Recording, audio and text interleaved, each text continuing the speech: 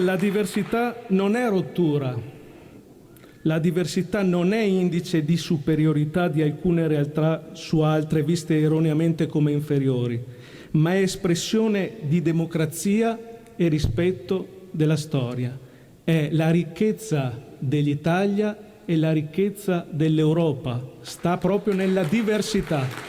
Parla delle diversità il nuovo presidente della Camera, il veronese Lorenzo Fontana, 42 anni, eletto come terza carica dello Stato con 222 voti. Diversità che per Fontana, che cita e ringrazia Sergio Mattarella e Papa Francesco, significa anche autonomia. E il compito delle istituzioni italiane è proprio quello di sublimare tali diversità, di valorizzarle anche attraverso le autonomie nelle modalità previste e auspicate dalla Costituzione. Parole che vengono subito accolte positivamente in Veneto dal presidente della regione Luca Zaia. È partito con il piede giusto, dice il governatore. Soddisfazione anche da parte della sua vice, pure lei veronese, Elisa De Berti. È stata una sorpresa perché nessuno di noi ce lo aspettava e la notizia è uscita ieri. Io la accolgo con favore, insomma conosco Lorenzo e sono sicura che svolgerà al meglio questo importante compito. Insomma sarà la terza carica dello Stato, non capita tutti i giorni.